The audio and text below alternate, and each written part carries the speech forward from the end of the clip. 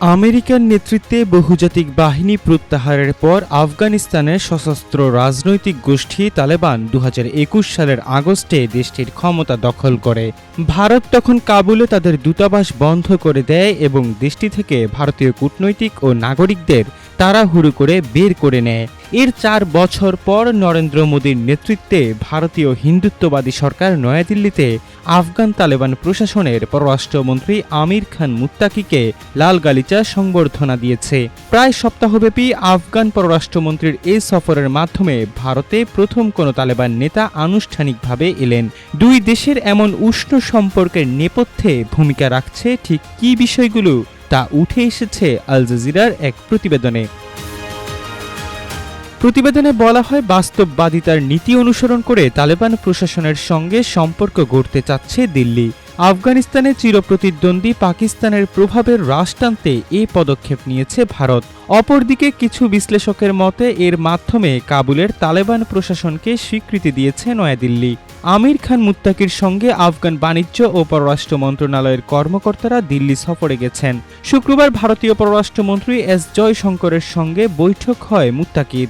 বৈঠকে জয়শঙ্কর বলেন, শিগগির কাবুলে ভারতীয় দূতাবাস আবার চালু করা হবে।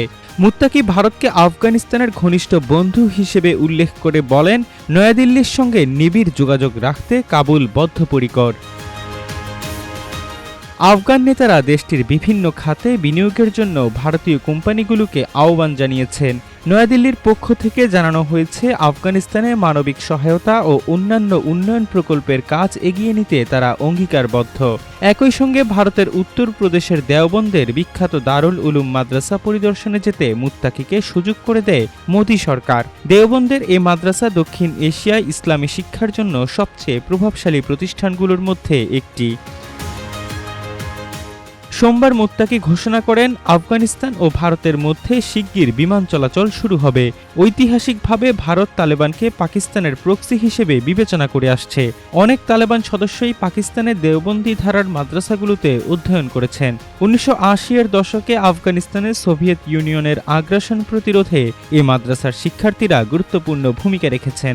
পরবর্তীতে এইসব শিক্ষার্থীর মধ্য থেকেই তালেবান আবির্ভূত হয়। ১৯৯৬ সালে প্রথম তালেবান আফগানিস্তানের ক্ষমতায় এলে ভারত তাদের কাবুল দূতাবাস বন্ধ করে দেয়। ওই সময় তালেবান বিরোধী উত্তরাঞ্চলীয় জোটকে সমর্থন দেয় দিল্লি। সে সময় তালেবান সরকারকে মাত্র ৩টি দেশ স্বীকৃতি দিয়েছিল, যার একটি ছিল পাকিস্তান। ২০০১ সালে আমেরিকার আফগানিস্তানে আগ্রাসনের জেরে ক্ষমতা ছাড়তে বাধ্য হয় তালেবান। আমেরিকার নেতৃত্বে বহুজাতিক বাহিনীর কাবুল দখলের পর আবার দূতাবাস চালু করে ভারত। তালেবানকে তখনও পাকিস্তানের মিত্র হিসেবে বিবেচনা করা অব্যাহত রাখে দিল্লি। ২০২১ সালে বহুজাতিক বাহিনী প্রত্যাহারের পর আবার আফগানিস্তানের ক্ষমতা দখল করে তালেবান। তখন কাবুলে ভারতীয় দূতাবাস বন্ধ করে দেয় দিল্লি। তবে ১ বছর পর নতুন করে তালেবান প্রশাসনের সঙ্গে কূটনৈতিক সম্পর্ক তৈরির প্রচেষ্টা শুরু করে ভারত। বিভিন্ন সময় ভারতীয় কর্মকর্তারা সংযুক্ত আরব আমিরাতে তালেবান নেতৃত্বের সঙ্গে বৈঠক করে। চলতি বছরের জানুয়ারিতে আমির খান মুত্তাকির সঙ্গে বৈঠক করেন ভারতীয় পররাষ্ট্র সচিব বিক্রম মিসরি। এরই মধ্যে পাকিস্তানের সঙ্গে তালেবান প্রশাসনের সম্পর্কের অবনতি হয়।